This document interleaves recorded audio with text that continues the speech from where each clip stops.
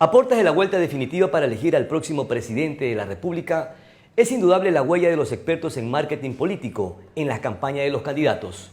Hoy con dos de ellos analizamos las estrategias que implementarán en esta segunda vuelta y el perfil de quienes tomarán la decisión en esta elección.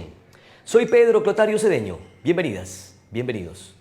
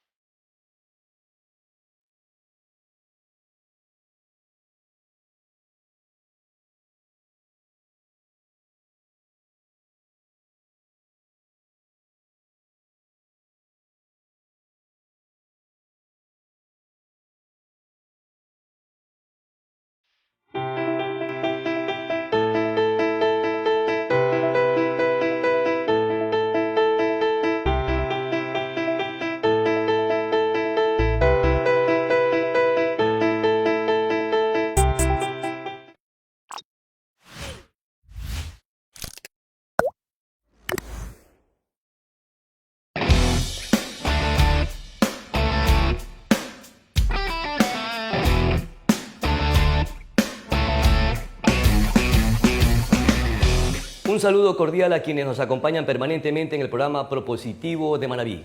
En esta ocasión vamos a cambiar la modalidad o el formato de entrevista. Tenemos dos invitados que nos acompañan, la doctora Albertina Navas y Jacobo García. Un gusto tenerlos en el programa Propositivo de Manabí. Vamos a empezar con la doctora Albertina Navas. En esta segunda vuelta presidencial estaremos entre el marketing político y las propuestas de los candidatos. ¿Qué será más decisivo? Bienvenida, doctora. Gracias, Pedro Clotario, un gusto y muchos saludos a nuestros seguidores. Pues fíjate que yo creo que ya desde hace algunas elecciones, no solamente esta última, realmente hemos visto que en los procesos electorales ha habido tantos procesos de desinformación, de lo que vulgarmente llamamos fake news, que yo pienso que no en esta elección en específico, sino que ya varias antes y en varios países de Latinoamérica, estamos viendo que las elecciones no tienen que ver con plan de gobierno versus plan de gobierno, sino con quién sale mejor librado de las acusaciones, descalificaciones, señalamientos, linchamientos que se hace de los candidatos durante la época electoral. Entonces, efectivamente, sí tiene que ver mucho el marketing político, porque además ahorita estamos viendo que estamos entre dos posiciones totalmente antagónicas. Ni siquiera es derecha contra izquierda, es correísmo versus anticorreísmo y a ver cuál argumento se posiciona mejor.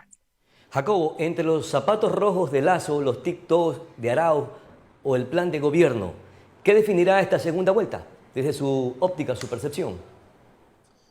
Pues mira, yo creo, Pedro, bueno, un saludo, ¿no? Gracias por la invitación, un gusto, un saludo a Albertina y a la provincia de Manabí.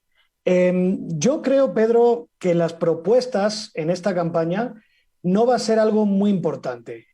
Partimos de que son más que dos candidatos, dos fuerzas políticas conocidas de larga data, ¿no? en el país. Entonces, digamos que va a pesar más eso, lo que la gente ya tiene en su imaginario construido sobre las dos fuerzas, va a pesar más eso que el hecho de que ahora propongan nuevas cosas o que vayan por estos canales, zapatos rojos, que tiene su utilidad, ojo, no descarto eso.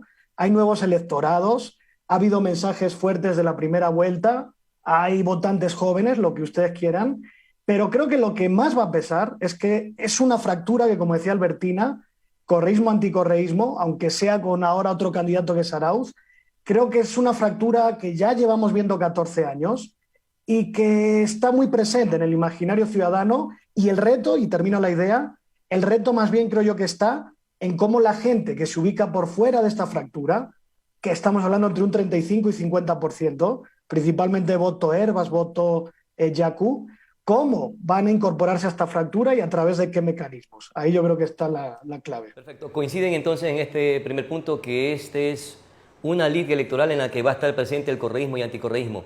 Pero, doctora Albertina, las fórmulas aplicadas por los candidatos básicamente estuvieron basadas en esta primera vuelta en el marketing político. Precisamente esas fueron las opciones que aplicaron, que implementaron para desarrollar su técnica o su estrategia. Sí, bueno, estamos viendo que Lazo empieza a afinar su estrategia, porque lo que vimos en la primera vuelta sí fue una campaña un poquito aburrida de Lazo, un poco moderna, poco adaptada a un público joven, a los tiempos, versus otros, Arauz, Herbas y Yaku, que eran mucho más activos en canales digitales y con una narrativa, sobre todo, mucho más contemporánea.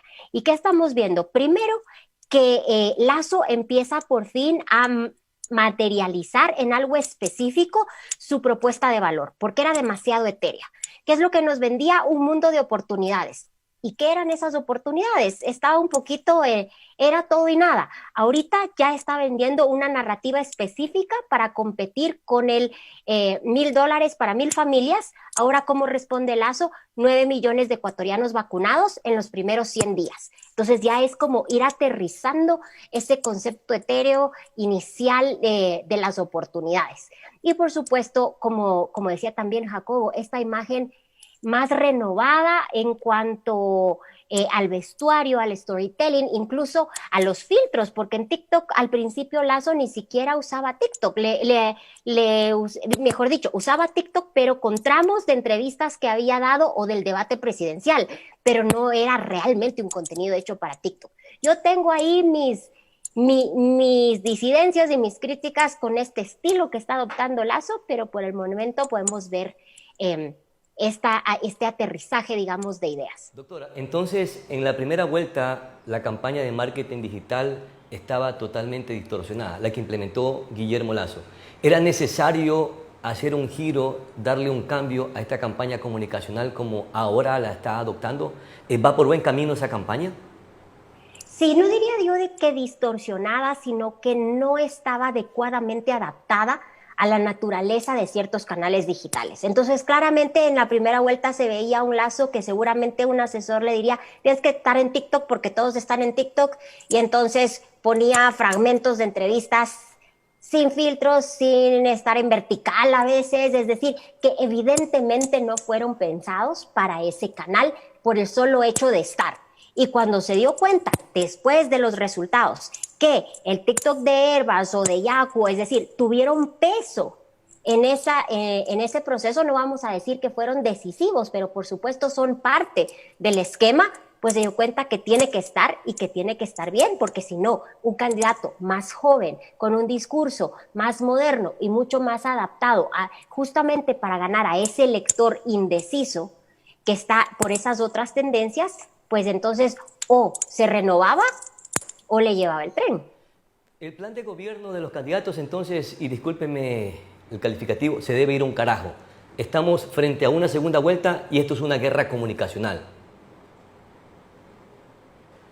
Definitivamente, es decir, no es que no lo estoy resaltando, no me parece maravilloso que se vaya al diablo, sino que lamentablemente ahorita sí es una guerra de quién logra posicionar la idea en los indecisos. Entonces, realmente la gente aquí no va a escoger, en algunos casos, en este universo de indecisos, entre Arauz y Lasso.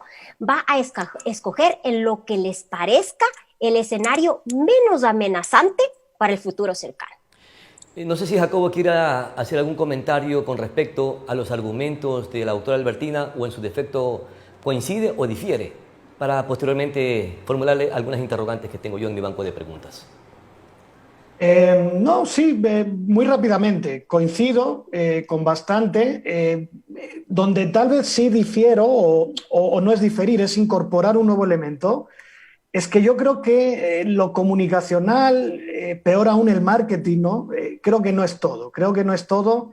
Creo que hay fracturas sociales, hay condiciones sociales, cambios culturales y otras cosas que finalmente empujan subterráneamente y forman en el elector pues estos imaginarios o estos atractivos de liderazgos y demás, que muchas veces no lo vemos, porque como no lo vemos representado en la comunicación, tal vez para nosotros no existe, pero yo soy un convencido de que la sociedad y el contexto muchas veces influye más que el propio marketing o la comunicación. Pero bueno, esto si quieren luego vamos sumando ahí. ¿Qué ganó el Discusión. Ecuador en primera vuelta, Jacobo, y cuáles fueron las claves de los finalistas? Perdón, sobre la primera vuelta, perdón. ¿Qué ganó el Ecuador en esta primera vuelta y cuáles fueron las claves de los finalistas? Yo creo que ganó el país en que hay un país nuevo. Hay un país nuevo que está empezando a representarse o a buscar representación en lo electoral, que yo creo que no viene de ahora, viene de los últimos años. 2019 para mí es una gran lección de cómo lo nuevo o cómo nuevos imaginarios buscan, ¿no?, tener protagonismo. No me voy muy lejos. Ustedes en Manabí, el alcalde Agustín Intriago, ¿no? Estas sorpresas electorales que hay a veces de candidatos, de líderes que no están en el radar. Y vuelvo al tema de antes, ¿no?, el tema marketing y comunicación. Muchas veces no ganan los que más gastan o los que más tienen por ahí recursos a la hora de comunicar, ¿no?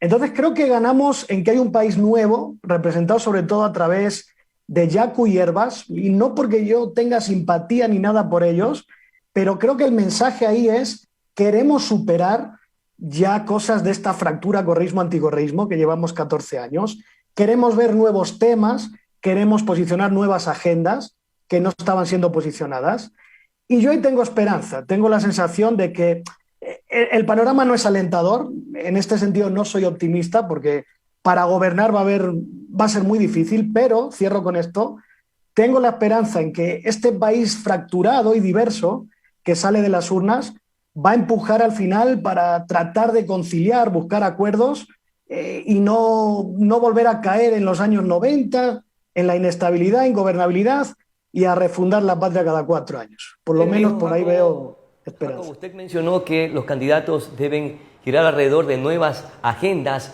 o estar conectado o conectar con las nuevas ideologías de los ciudadanos. ¿Han incorporado en estas agendas esas nuevas ideologías que los ecuatorianos en su gran mayoría lo tienen en el imaginario? Sí, a ver, es complejo responder a esto porque, claro, ¿qué es la ideología? ¿Qué es para los ecuatorianos la ideología? Yo soy los que sostengo que aquí izquierda y derecha no explica casi nada. Hay otros elementos que se configuran y se entremezclan, ¿no? Pero ¿a qué me refiero? De las generaciones actuales. ¿Cómo? Perdón. Le decía yo, a las nuevas ideologías de las generaciones actuales. Ajá, sí, por ahí va, exactamente. Ellos tienen un concepto fractura, totalmente diferente de las ideologías.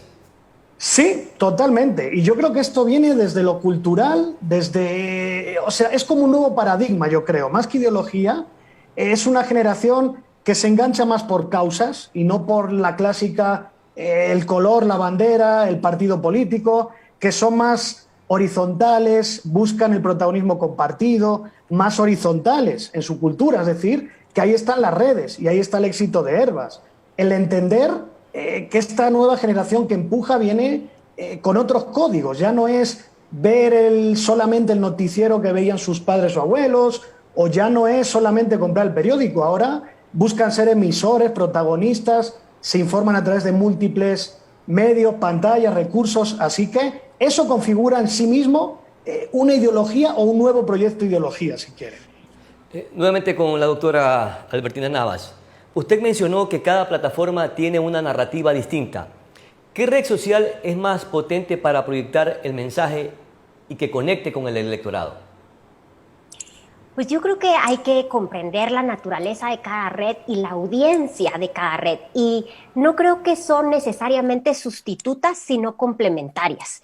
Facebook tiene una naturaleza del usuario final mucho más personal, es una conversación que uno la podría tener en la sala de la casa, entonces donde uno espera contenidos cercanos, más cálidos, más hablados de tú a tú.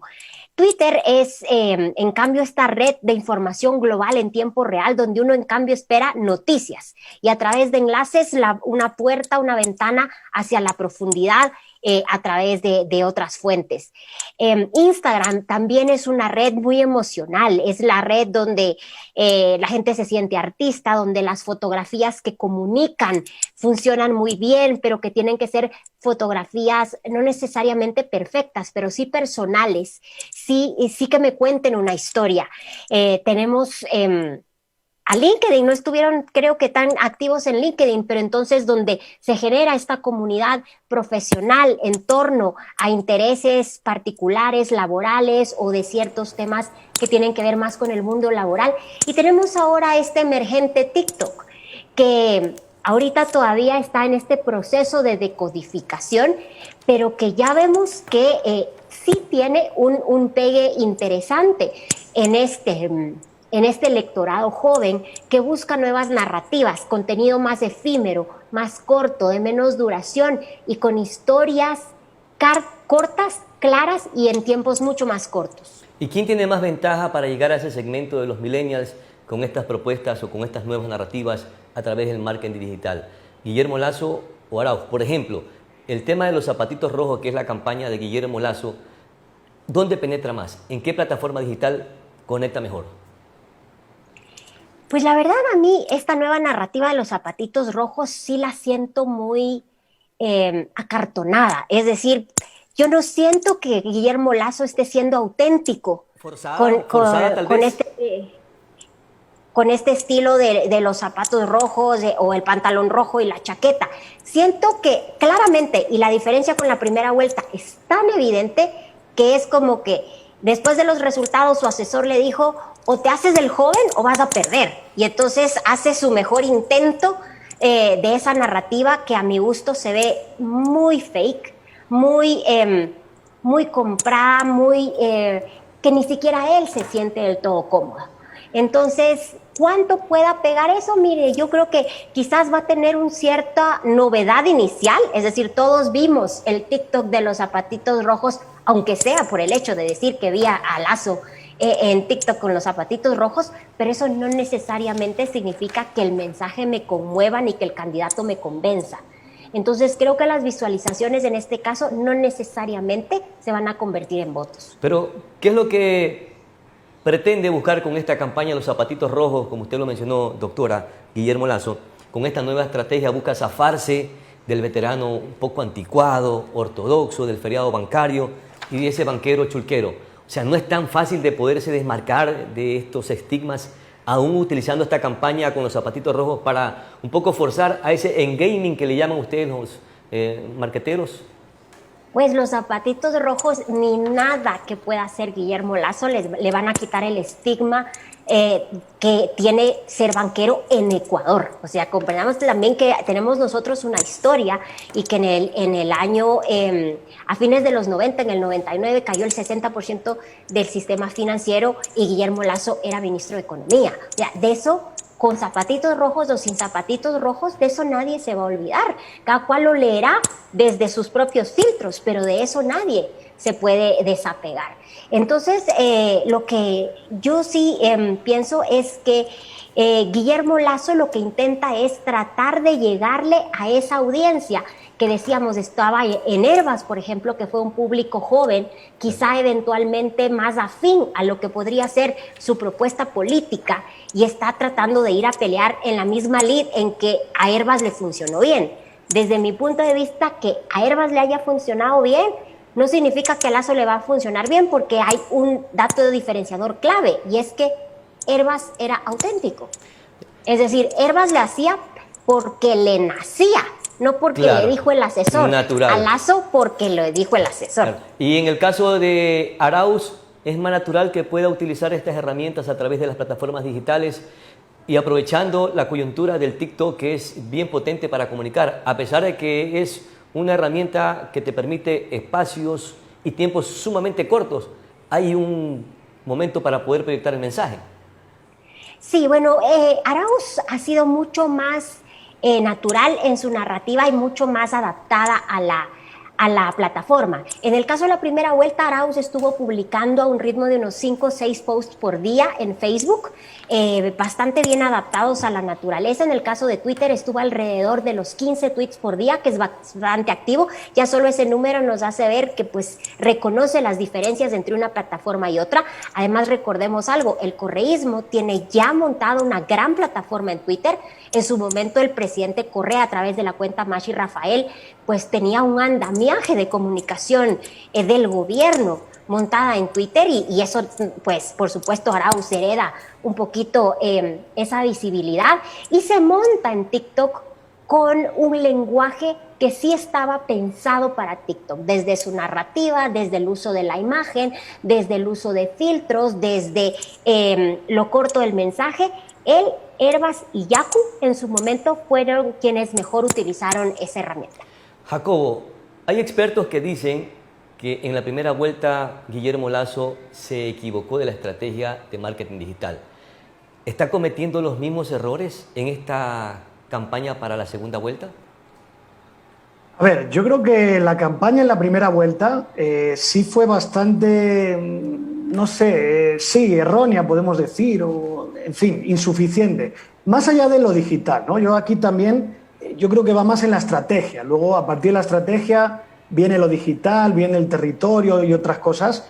Pero en definitiva, lo que yo creo que estaba erróneo, o que le ha hecho quedar en mala posición, es que él venía con un discurso y un posicionamiento anclado en 2017. Es decir, si ustedes comparan, y Albertín ha hablado, ¿no?, buena parte de esto, el discurso de Lasso de hace 4 años con el de ahora, otra vez hablando de cambio, de empleo, de todas estas cosas, ¿no? Entonces, como que parece que no ha pasado nada en 4 años. Y lo que ha pasado en 4 años, que le ha pasado factura a él, uno, es una sociedad hoy en día más pobre, más desigual.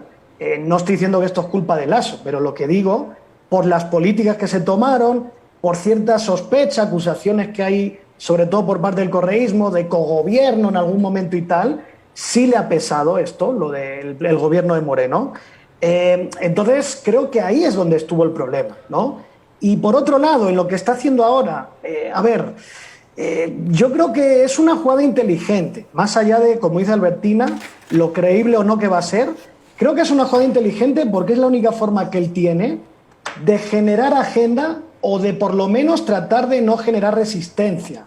Es decir, no es lo mismo ver al señor banquero hablándote como un banquero de forma tradicional a ver al señor que los zapatitos rojos, que te mete temas de agenda por ahí. Fíjense lo que logró, que Arauz salga a responder, que si el Banco Central no sé qué o no sé cuál. Es decir, sí, no es que la gente va a creer que Lasso es un jovenzuelo que maneja las redes y por eso van a votar por él, pero creo que lo que sí podría lograr tal vez es al menos generar distracción y meter temas en la agenda que, viniendo de él de otra manera, estoy totalmente de acuerdo con Albertina, no va a calzar ni ser creíble. Tiene unos negativos muy altos. No juega lo emotivo a pesar de la campaña un poco que está subjetiva que está utilizando Lasso.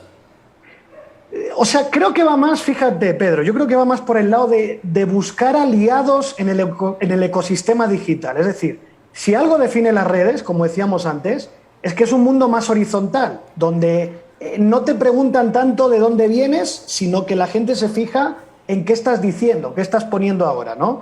Entonces creo que Lasso trata de jugar a eso, definitivamente a poner temas, poner discusiones, como hemos visto ahora con lo del Banco Central, que por lo menos permita generar atención o atacar al otro a través de burlas, ironías, chistes. Es decir, es una forma de refrescar su imagen buscando aliados y horizontalidad en el mundo digital, pero que esto sea definitivo o no, pues como dice Albertina, yo por eso digo que creo mucho en la sociedad, en la historia, en la economía. Ser banquero hoy en día no solo es complicado por el feriado, súmenle el último año de pandemia, donde mucha gente está agobiada por préstamos, deudas y otras cosas, ¿no? Así que lo tiene complicado Lasso, pero bueno, aquí no hay nada dicho todavía. Antes de ir a la pausa, ¿hay que dar por descontado que Arauz es el ganador?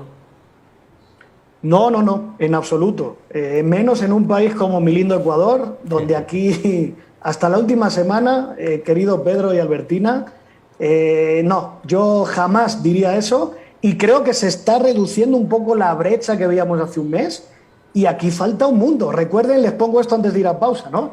Viene un debate en estos días y ahí no vale ni el TikTok ni los zapatitos. Ahí es cuerpo a cuerpo. ¿Qué representas tú? ¿Qué represento yo? Y ahí es donde creo que buena parte se va a definir, tal vez, ¿no? Y una falla es fatal para cualquiera de los dos. Probablemente. Perfecto, vamos a la primera pausa publicitaria y regresamos en un instante.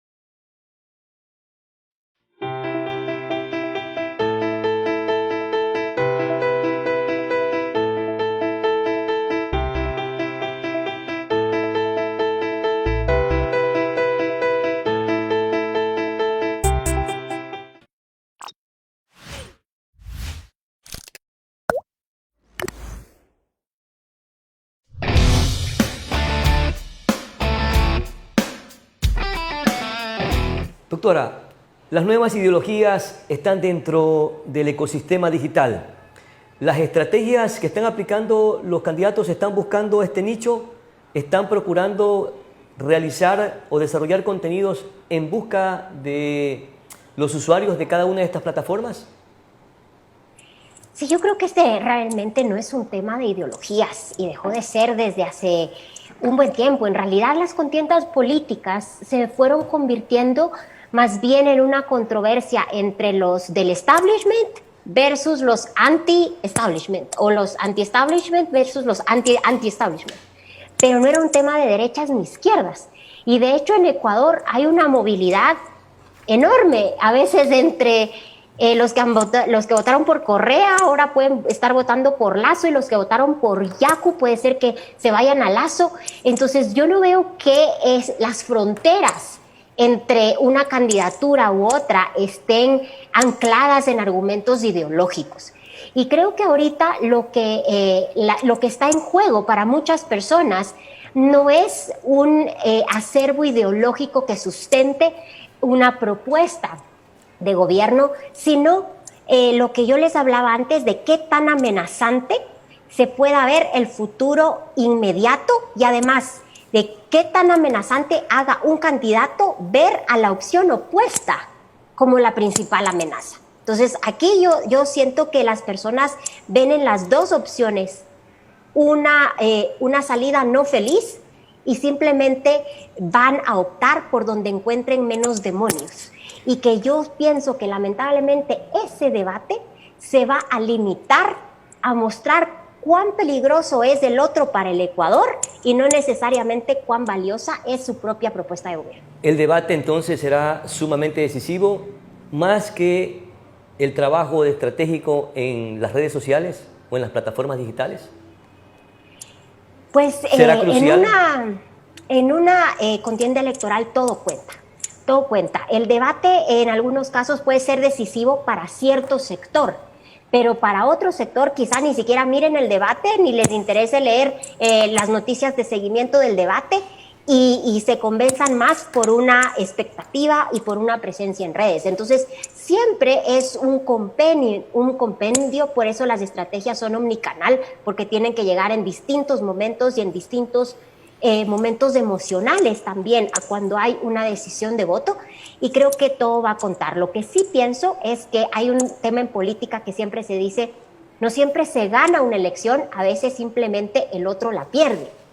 Y creo que eso puede estar pasando para mí aquí. Yo creo que aquí, ahorita estamos ante un escenario en que yo no creo que vamos a ver cuál va a ganar, sino cuál va a perder. ¿En base a qué están definiendo los temas, los mensajes, los candidatos? Pues, por supuesto, tratando de, como decía yo, hay varios escenarios. Uno, ¿qué parte de mi narrativa logra hacer clic con con ese electorado de Hervas y de Yaku, que no es menor y que tengo que tratar de sumar a mis filas? Eso es uno. Lo otro es lo que, cuán monstruoso, negativo o peligroso veo el escenario de un Ecuador con el otro, para que en algunos casos ellos saben que van a hacer una estrategia de descarte. Es decir, ellos saben que se están disputando un electorado que en una cierta proporción no menor no está votando positivamente por ellos. Es decir, yo creo que por fuera del 30% de Arauz y del 20 y tanto de Lasso, el resto que falta por definir, en su gran mayoría no va a ser un voto positivo a favor de, sino un voto por descarte y un cierto voto simplemente de desencanto. Voto por este porque el otro es peor. Ya. Hay quienes sostienen que el TikTok es una herramienta potente. Hay otros que consideran que no aporta en absolutamente nada. ¿Deben de trabajar mayormente en esta plataforma digital los candidatos, sobre todo porque hay un segmento de la población que está considerado que puede ser decisorio para esta segunda vuelta? Yo creo que lo valioso de la primera vuelta es que ayudó a desbancar un mito que se empezó a posicionar en primera vuelta, y era que a los jóvenes no les interesa la política y que son totalmente apáticos. Y creo que la presencia de los jóvenes, tanto en ir a votar y en su respuesta por ciertos candidatos, y justamente lo que decía Jacobo, es decir, por otras propuestas que sienten que responden mucho mejor a sus realidades. Entonces creo que para mí fue la gran demostración de que el público joven, que no necesariamente se pronuncie y que no necesariamente sea activo en la adhesión a un candidato, no significa que sean necesariamente apáticos con la política. Entonces creo que en ese contexto, no importa si es TikTok, Twitter, Facebook o cualquier red, creo que el mensaje o el objetivo no es relativo al mix de medios que se escoja, sino a qué es lo que quiero lograr, a qué audiencia quiero llegar, y yo tengo que ir donde está la audiencia. Si por ahora es TikTok, si en 2 años TikTok no existe y el otro será. En elecciones pasadas, en su momento, hubo candidatos que trabajaron Snapchat y Snapchat ya no es relevante. Entonces, realmente, la plataforma es lo de menos. El concepto importante es dónde está mi electorado y dónde voy a poder comunicar con más eficiencia y valor esa propuesta. Jacobo, voy a tomar y voy a leer un tuit que usted escribió en días pasados. Abro comillas. Quienes crean que esto ya está ganado y que hay distancia de 30 puntos en las encuestas están viviendo en otro planeta. ¿Por qué ese argumento?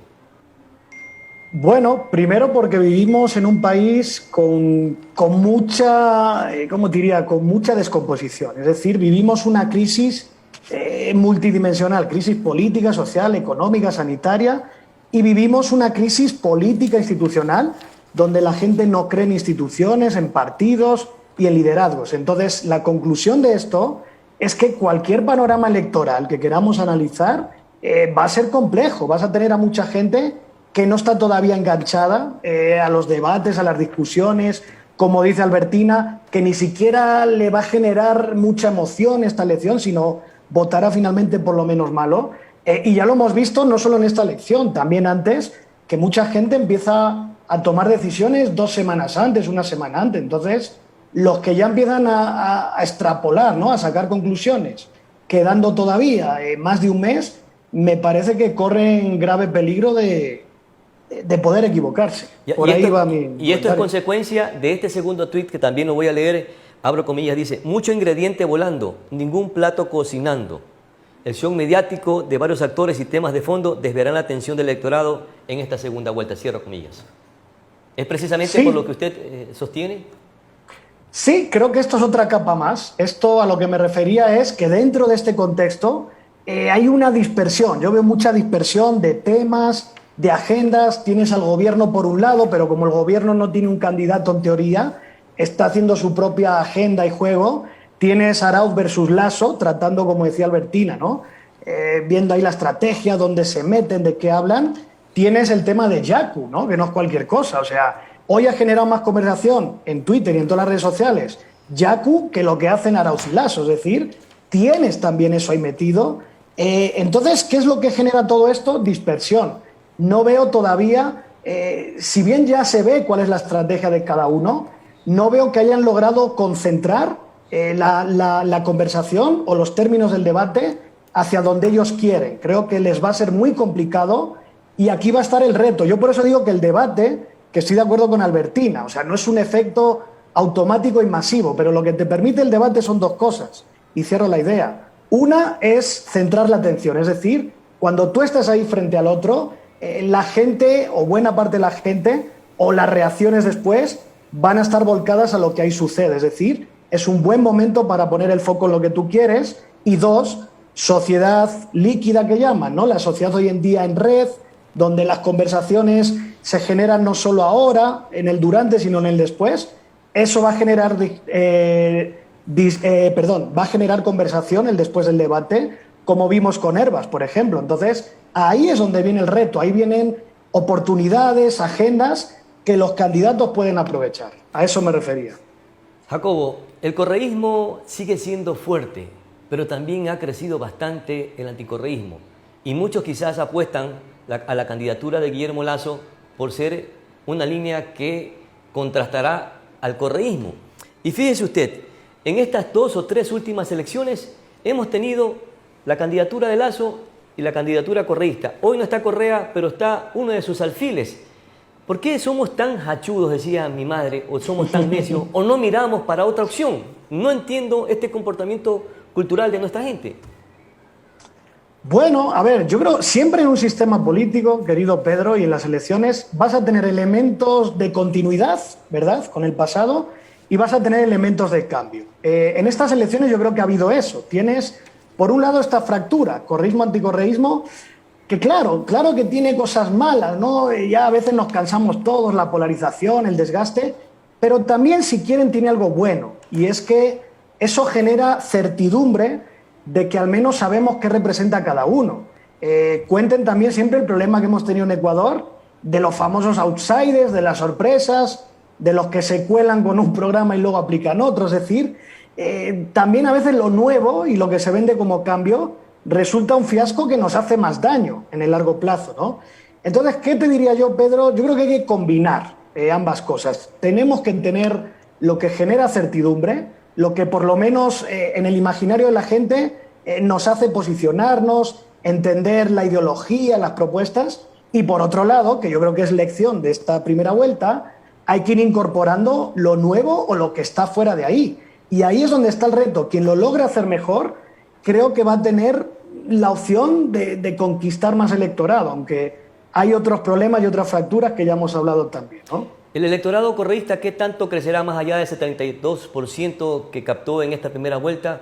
Y obviamente un poco respetando el voto duro de esta tendencia política. Claro, es que ahí está la clave. ¿Hacia dónde o hasta dónde llegaría? ¿Más del 32%? Sí, es que, a ver, el correísmo como identidad dura llegó hasta donde llegó. Es lo que has visto en la primera vuelta, ¿ok? Ahora, ¿dónde está el reto? Igual que el anticorreísmo duro no lo representa solo Lasso, está metido también en Yaku, un poquito en Herbas, ¿no? Es un poco más variable. Pero correísmo y anticorreísmo no te van a conquistar más del 50%, mis queridos amigos. Entonces, para crecer por fuera tienen que ir a través de o causas o elementos de quién va a recibir el castigo por los problemas o imaginario pasado. Es decir, el correísmo ahora es más débil, pero todos sabemos que hace 5 años o 10 era una fuerza con una popularidad enorme y ese imaginario se puede vender. De hecho, es parte de la estrategia de Arauz, recuperar el pasado, ¿no? Es decir, ese imaginario es fuerte, queridos amigos. Así la gente no sea correísta, sí puede comparar y decir, hace 4 años al menos tenía empleo, tenía más seguridad en estos temas y ahora ve un país descompuesto, ¿no? Y el reto de Lasso, pues como no tiene gestión para mostrar, creo que el reto va en cómo demuestra ser el cambio y lo nuevo de verdad, no lo que nos mostró en primera vuelta ni en estos 4 años con Moreno. Es la hora por eso su estrategia es la capacidad de encuentro, ¿no? Es decir, de unir al país frente al correísmo, que ellos lo etiquetan como la fuerza que viene a dividir otra vez, ¿no? Con la venganza, el odio. Y aquí es donde va a estar la disputa, mis queridos amigos. Doctora Albertina, ¿el marketing digital y los famosos algoritmos son suficientes para meter gato por liebre? No, a ver, yo sí no soy muy partidaria de ninguna teoría de la conspiración detrás de los algoritmos. Los algoritmos básicamente, ¿qué son? Son patrones que generan ciertas acciones ante ciertas condiciones dadas. ¿Y cuál es la lógica del algoritmo de las redes sociales? Son algoritmos de afinidad. ¿Qué significa esto? Que van a privilegiar para que yo vea de una manera más recurrente la actividad de aquellos amigos o de aquellos seguidores con los que yo interactúo más que con los otros. Entonces, digamos que si yo le doy like a estos 25 amigos, por ejemplo, de Facebook, voy a ver más veces sus interacciones que si no lo hiciera. Entonces, realmente el algoritmo, además, es una lógica de inteligencia artificial, es decir, va aprendiendo del comportamiento que observa y sobre esa base va actuando de manera automática. Entonces, por supuesto que al ser de afinidad, no es porque, a lo que voy es que no es que hay un gran hermano en Facebook, en Twitter, en Instagram o en cualquier red que está decidiendo qué ven Albertina, Pedro o Jacobo, sino que se va construyendo en función de nuestro propio comportamiento. Ahora, nosotros tenemos un comportamiento que tiene cierto sesgo. El sesgo de darle siempre like a cierto tipo de publicaciones o de compartir a cierto perfil de cuentas, y entonces eso va haciendo que a su vez yo empiece a ver de manera más insistente contenidos de esos perfiles o de esas temáticas. Entonces eso para muchas personas genera un efecto como de burbuja, es decir, que la gente lamentablemente extrapola lo que pasa en su círculo íntimo, mis 25 amigos del chat de WhatsApp, o los 30 con los que más interactúo en Facebook, o los 30 a los que más retuiteo, pienso que son la sociedad. Entonces, que resulta que porque mis 25 amigos de WhatsApp todos dicen que van a votar por tal candidato, pienso que tal candidato va a ganar. O porque veo que todos mis amigos en Facebook insultan a tal candidato, pienso que nadie va a votar por él y va a perder. Claro. Entonces, lo que hay no es necesariamente un efecto exclusivo del algoritmo, es también nuestra percepción sobre la realidad, por supuesto, filtrada por el algoritmo, pero también es porque no vamos más allá y creemos que el mundo se limita al chat de WhatsApp, a mi cuenta Facebook y a mis amigos en Twitter. A propósito, doctora, de esta guerra comunicacional, a más de la generación de contenidos para poner sobre el tapete las propuestas, también están las noticias falsas o la generación de Facebook. ¿Cuánto incidirá esta última en esta guerra comunicacional entre los dos candidatos? Pues eso sí para mí es un tema que puede llegar a tener peso.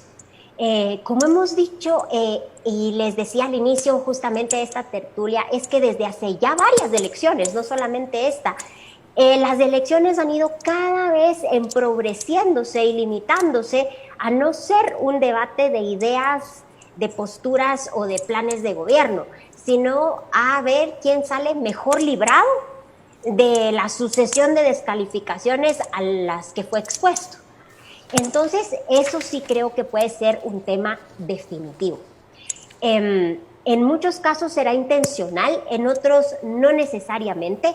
Esa sería una estrategia sucia. No descarto que cualquiera de las dos tendencias la utilice intencionalmente para confundir, para distorsionar, para lesionar la reputación de la tendencia opuesta, pero lamentablemente estamos ante eso. Hemos visto ya la presencia de trolls, troll centers o granjas de trolls, pues realmente desde el gobierno de Correa eso ya se fue viendo de una manera más evidente y sistematizada.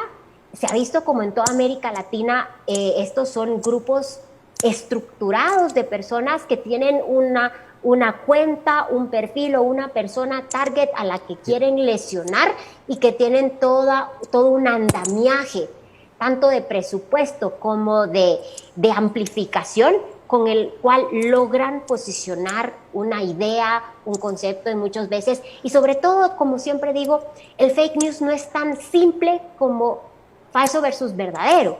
Lo que lo hace complejo es esta fanesca que hacemos de entre hechos verdaderos mezclados con falsos, entre contextos verdaderos con hechos falsos, hechos falsos con contextos verdaderos o hechos verdaderos sin contexto. Acordémonos que lo que buscan los procesos de desinformación es inducir a conclusiones no válidas. Entonces, por supuesto que ese es un elemento que pesará en esta elección. ¿Y qué tan buen olfato tienen los votantes para detectar candidatos con personalidades forjadas? Bueno, yo siempre pues reivindico la capacidad del votante, porque el votante no es tonto y el votante... Además, ya hemos vivido algo que yo reconozco en Ecuador y en Quito y otras ciudades se vive mucho, es que somos una sociedad muy política. Somos una sociedad que hablamos de política, que nos interesa la política, que no vivimos al margen de la política y que por eso mismo tenemos una memoria histórica política. No necesariamente eso significa precisión en esos hechos, pero sí somos actores políticos activos. Entonces, por supuesto, yo pienso que ese tema va a estar presente en esta elección y que yo de nuevo reivindico el tema de que yo no me creo el cuento de que a los jóvenes no les importa la política, no les importa el futuro, y creo que, como dice Jacobo, hay un tema importantísimo, y es que ya que el tema no es por una posición política, sí puede ser por causas. Y la gente sí está totalmente dispuesta a abrazar una causa si piensa que hay un bien superior que está detrás de perseguir esa causa.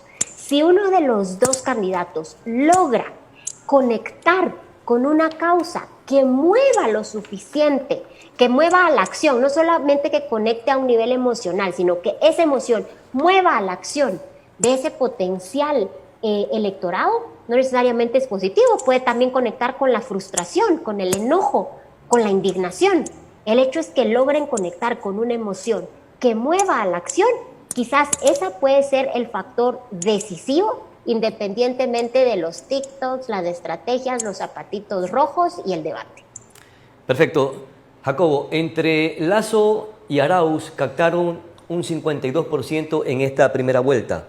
Ese 48% probablemente fue un voto por algún candidato de entre los 16 que participaron en este proceso democrático. También captó el voto nulo, el voto en blanco. ¿Hacia dónde apuntará ese 48%? ¿Hay una incertidumbre tal vez? Sí, claro, como no tenemos un sistema político muy ideológico, es decir, donde el vínculo entre los partidos y los electores o los candidatos y los electores sea predominantemente ideológico, entonces lo que sucede es que se mezclan todas las cosas que hemos estado hablando, es decir, causas, miedos, emociones, identidad y otras más, y esto es lo que configura, digamos, el trasvase de la primera vuelta hacia la segunda. Es decir, hay que partir de que, porque veo por ahí comentarios, análisis a veces muy equivocados, ¿no? O sea, lo simplifican todo en el tema ideológico en un país que sabemos que al menos, si yo también soy de los que defiendo que tenemos ideología, pero no bajo las etiquetas que muchas veces ponemos ahí en las esferas, ¿no? Más de análisis y mediáticas y demás. Entonces, lo resumo así. Hay que encontrar las fracturas, las emociones, las causas que hagan moverse a ese 48% y cómo eso puede encajarse mejor en un sitio en lugar del otro. Y ahí es donde, bueno, se resume lo que estamos hablando ahora. Hay veces que a Lasso, hay gente que va a votar por Lasso no porque crea en él o crea que es un joven en TikTok o qué buena imagen tengo, simplemente prefiere eso a lo otro, que lo tiene en el imaginario como más negativo, como que puede ser peor, y ya está. Pero son varios elementos, o sea, identidad, el tema racional, el tema del voto castigo, quién se va a llevar el castigo los 4 años o de los 14, en fin, toda una serie de cosas que hay que meterlas en compacto para entender bien el panorama, ¿no? Y este segmento del 48% de los votantes que queda suelto están dentro de la tendencia de Yacu Pérez, una tendencia de izquierda progresista, también lo están dentro de la tendencia de Hervas, en donde probablemente captó el voto de los millennials y ese voto del ciudadano que no tenía una decisión por quién votar. ¿Se entenderán por qué tendencia? ¿O es indescifrable también?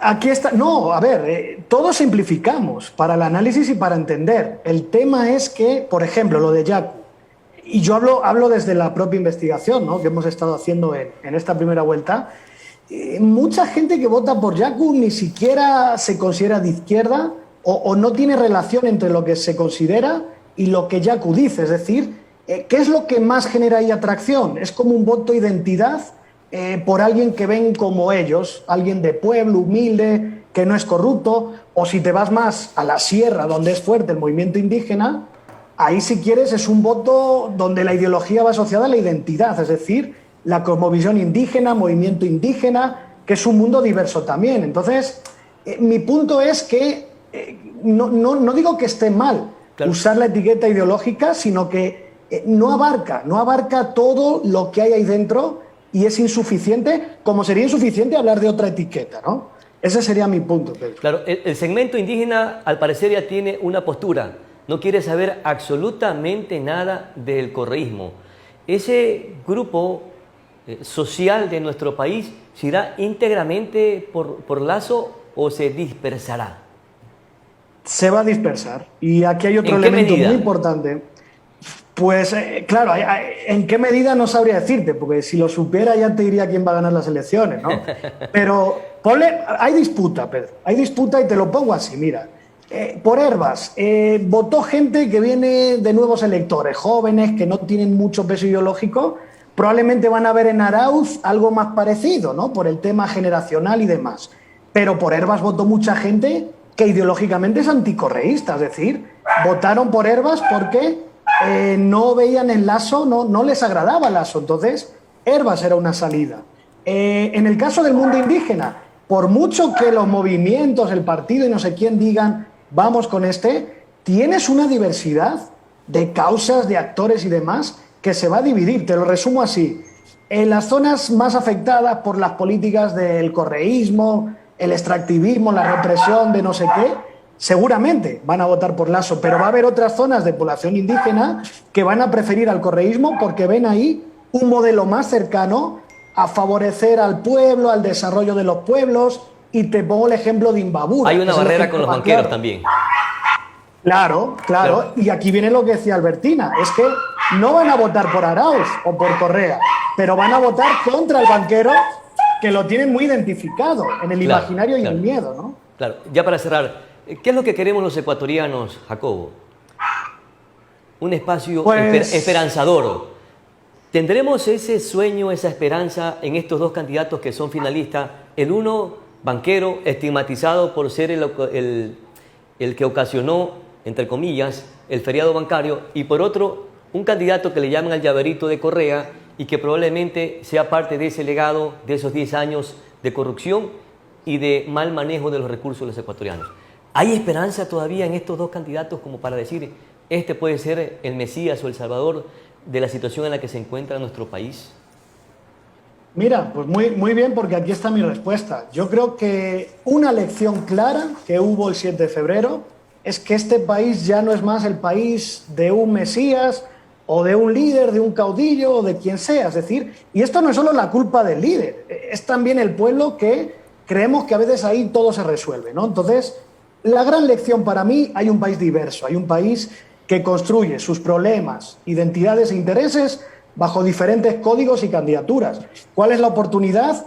Gane quien gane, que no va a tener además un panorama favorable para gobernar, que busque el encuentro, que busque un pacto de verdad, no estos pactos que hemos visto en los últimos años, que son todos mentira, y yo lo digo así, o sea, son engaños. Hay que buscar pactos de verdad, desde las raíces, desde lo que representan los territorios y los movimientos y la gente, y vamos a reconocernos, vamos a gobernar en paz.